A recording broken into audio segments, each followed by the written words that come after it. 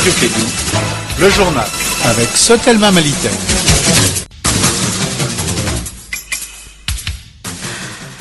Mesdames et messieurs, bonjour. Merci de nous rester fidèles. Bienvenue dans ce 13h les titres.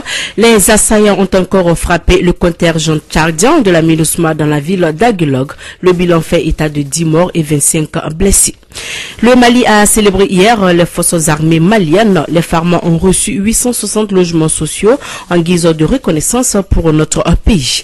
Le Mali dispose désormais des moyens pour relancer le recensement général de l'agriculture. 22 véhicules, 500 motos, 300 GPS et des compteurs d'animaux ont été donnés aux différents services concernés. Au Sénégal, Karim Wade et Khalifa Sall ne seront pas candidats à l'élection présidentielle du 24 février.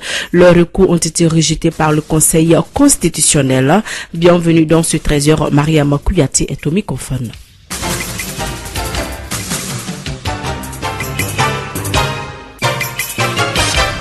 Le contingent tchadien de la MINUSMA a été attaqué dans la ville d'Aguelog. Le bilan provisoire qui faisait état de 8 casques bleus tués, 19 blessés, ont encore évolué.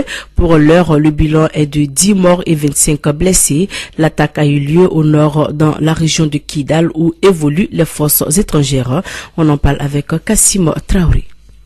Hier matin, la ville martyre de Aguelog était encerclée par des véhicules remplis d'hommes armés. Ces véhicules se sont partagés la ville en fonction des positions des checkpoints. Puis il y a eu des attaques simultanées. Il s'agissait des checkpoints contrôlés par le contingent tchadien basé dans cette ville. Les casques bleus de la MINUSMA à Aguelog ont repoussé l'attaque complexe lancée par des assaillants. Les casques bleus ont pu neutraliser nombre d'ennemis et ont poursuivi les assaillants dans leur déroute. Le bilan provisoire fait état de 8 morts, 19 blessés, 2 assaillants tués et 1 capturé. Un pick-up de la MINUSMA a été emporté par les assaillants. Les blessés de cette attaque ont été évacués dans les hôpitaux de la MINUSMA. Cette même force continuait à mener des opérations de couverture aérienne dans la zone afin de sécuriser les populations et leurs biens.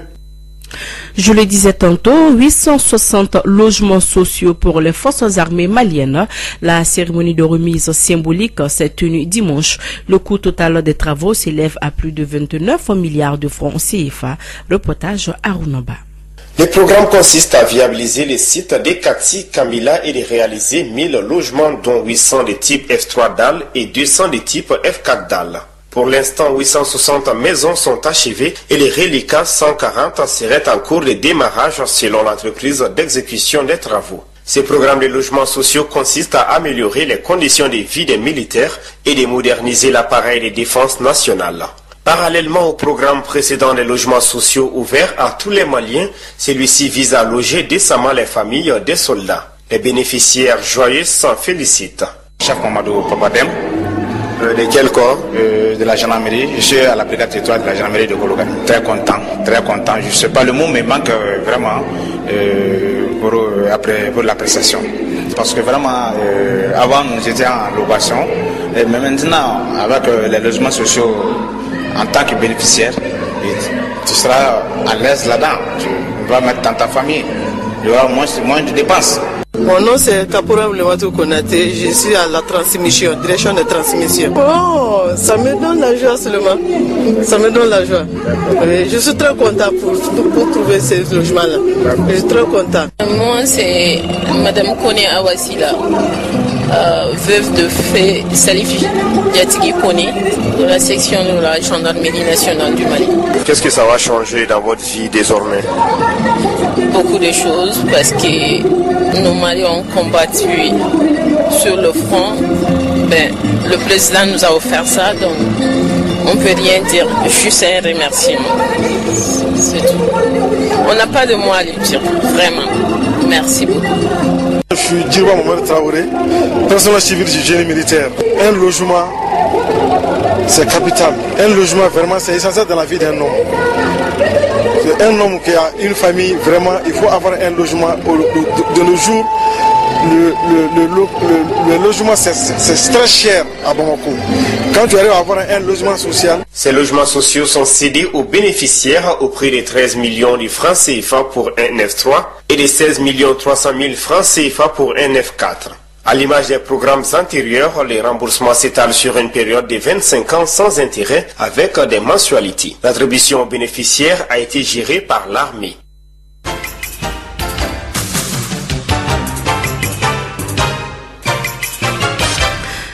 La commune de Sibi a eu la pose de la première pierre du campus du centre de formation professionnelle en transformation agricole de Sibi. Ce futur centre est une coopération décentralisée. Il est financé par une fondation allemande pour une durée de 3 ans et coûtera 3,6 milliards de francs en CFA. Des précisions avec Kassim Traoré. Sibi aura bientôt son centre de formation agroalimentaire et c'est l'œuvre de la coopération décentralisée allemande. Daouda Keita, maire de Sibi. Dans le cadre de ses activités au Mali, l'association Hauser der Hoffnung Schuldingbing for Africa EV a décidé de former surtout des jeunes, des femmes de 16 à 25 ans par la création d'un centre de formation en transformation agroalimentaire, objet de la présente cérémonie. L'importance que revêt ce projet n'est plus à démontrer. Et j'en appelle aux populations à en faire le sien. Ce centre est financé par la fondation allemande Claude et Tessira. Sibi a été finalement choisi pour 2 raisons. Nous avons trouvé ici un représentant de l'administration qui a accueilli ce projet, a soutenu activement et nous a promis un terrain un peu plus de 6 hectares du domaine de tout ce qui est créé sur ce site devient la propriété de la communauté rurale de Sibi qui s'est en même temps engagé à nous laisser aussi longtemps que le centre agroalimentaire existera.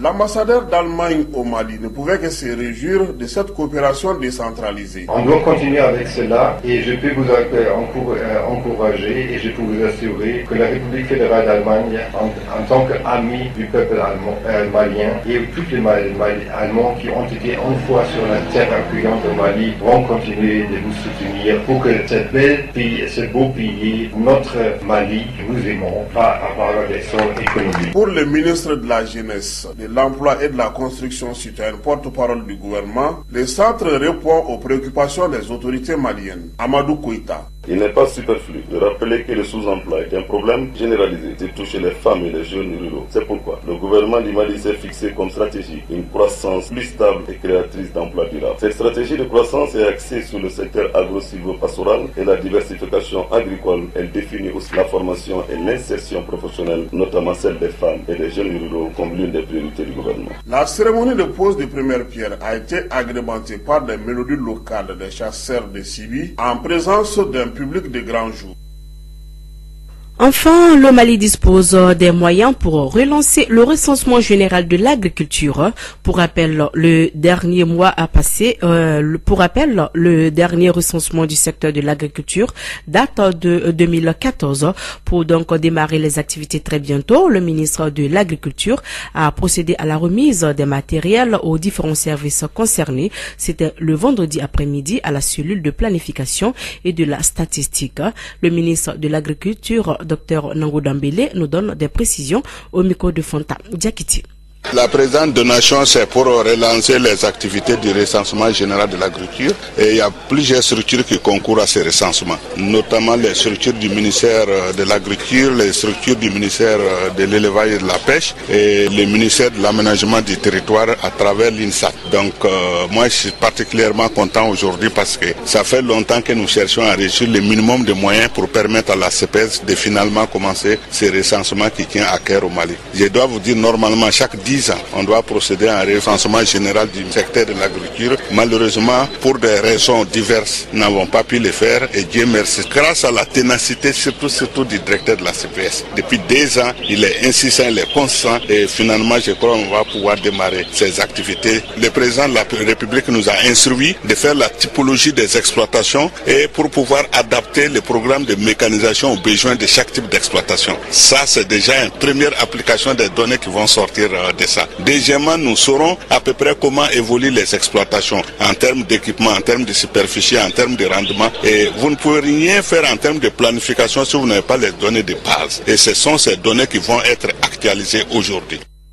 Voilà, c'était donc là le ministre de l'Agriculture, Dr Nango Dambélé, a noté également que ces équipements sont composés de 22 véhicules, 500 motos, 300 GPS et des compteurs d'animaux. Sur un autre plan, cérémonie de présentation de vœux 2019 du ministre de la Santé, le professeur Ousmane Sambasso, tenu à Bamako ce week-end dans la cour de la Direction nationale de la santé. Cette cérémonie vise à réunir tout le personnel de la santé et une opportunité également de faire le bilan et les perspectives de l'année en cours. Écoutons Ousmane Sambasso, ministre de la Santé. Il est au micro de Astan Diawara. Et moi, je suis très satisfait de cette cérémonie modeste de présentation de vœux, très satisfait. Satisfait parce qu'il y avait la présence effective de l'ensemble du personnel. Et satisfait parce que j'ai écouté les différentes interventions. C'était des interventions fortes et positives. Satisfait parce que également je suis parvenu en tout cas à donner satisfaction à la plupart des doléances. Donc au nom du gouvernement du Mali, j'ai remercié l'ensemble des travailleurs sanitaires. J'ai remercié de façon ferme et j'ai encouragé. Je souhaite vraiment qu'ensemble, nous travaillons la main dans la main de manière à ce que nous arrivons à faire reculer ces taux élevés de mortalité et de morbidité dans notre pays, tant dans le domaine de la santé maternelle et infantile que dans le domaine, en tout cas, des autres secteurs de la santé. L'ONG Yes INC Mali apporte des activités innovatrices dans notre pays dans le domaine de la couture, la construction métallique, la transformation du savon, entre autres. Les acteurs de cette ONG ont échangé samedi avec les entrepreneurs maliens. Écoutons Kalilou Dama, il est le coordinateur de Yes INC Mali, il est au micro d'Étienne Niari. Cet atelier permet aux entrepreneurs de se retrouver, à échanger, à voir un peu qu'est-ce qui se passe dans l'environnement, dans l'écosystème, quelle amélioration porter, comment aller vers beaucoup plus de profit pour les clients, beaucoup plus de satisfaction aux clients. Alors, ces rencontres sont donc pour nous l'occasion aussi de partager les stratégies, les programmes, les activités, les événements. Alors c'est dans ce cadre que nous venons de traiter le prochain grand événement qui est High Festival. High Impact Innovation Festival, qui est la parade africaine des innovateurs, qui va avoir la participation de 20 nationalités incubées et des investisseurs qui nous ont aidés à constituer le fonds entrepreneurial. Au-delà de ça, cette activité nous a permis aussi d'évoquer les processus de nomination d'un Malien, sinon d'un Africain pour la première fois de l'histoire de l'incubation, pour aller siéger au niveau du conseil d'administration de International Business Innovation Association, INBA, qui est la fêtière mondiale de l'incubation d'entreprises et de l'innovation d'affaires.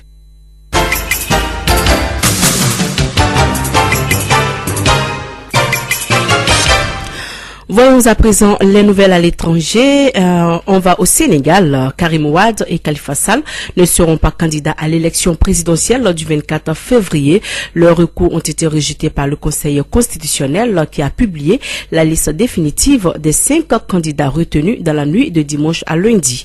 Les candidatures du président sortant, Macky Sall, Idrissa Seck, Ousmane Sonko, Madické Niang et Issa Sall ont été validées. Quant à Karim Wade et Khalifa Sall, ils ont épuisé toutes leurs possibilités de recours.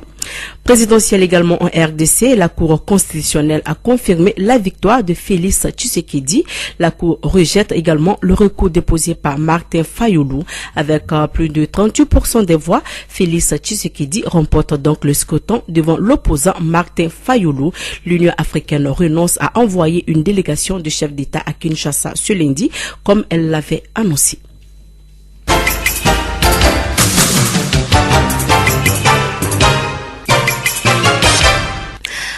Retour donc à l'actualité nationale pour parler sport avec Nana Samake. Nana, bonjour. Bonjour Madame Kouaté, bonjour à toutes et à tous.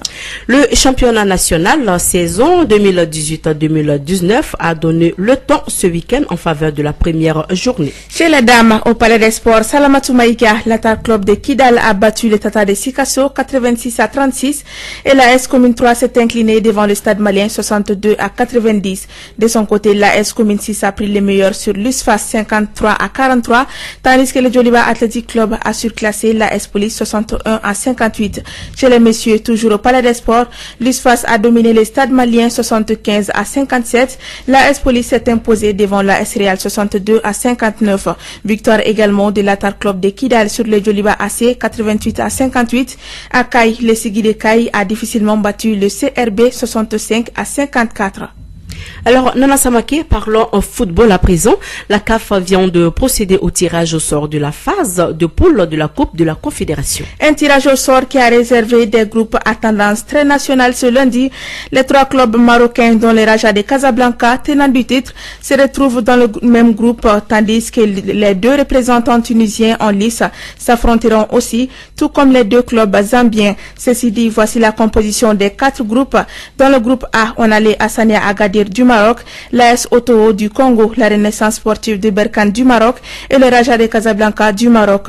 Dans le groupe B, l'Étoile du Sahel de Tunisie est en compagnie de Nungu Rangers du Nigeria, du Salitas FC du Burkina Faso et du club sfaxien de Tunisie.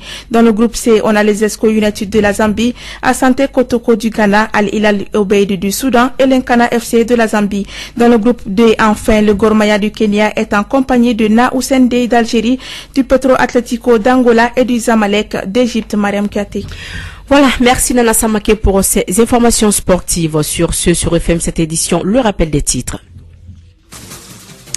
Les assaillants ont encore frappé le contingent tchadien de la MINUSMA dans la ville d'Aguelog. Le bilan fait état de 10 morts et 25 blessés. Le Mali a célébré hier les forces armées maliennes. Les femmes ont reçu 860 logements sociaux en guise de reconnaissance pour le Mali. Le Mali dispose désormais des moyens pour relancer le recensement général de l'agriculture. 22 véhicules, 500 motos, 300 GPS et des compteurs d'animaux ont été donnés aux différents services concernés. Au Sénégal, Karim Wade et Khalifa Sall ne seront pas candidats à l'élection présidentielle du 24 février. Leurs recours ont été rejetés par le Conseil constitutionnel. Voilà, c'est donc tout pour cette édition. Merci de votre fidélité. Dans un instant, votre chronique électe. Radio Clédou, le journal avec Sotelma Malitaire. Radio Clédou.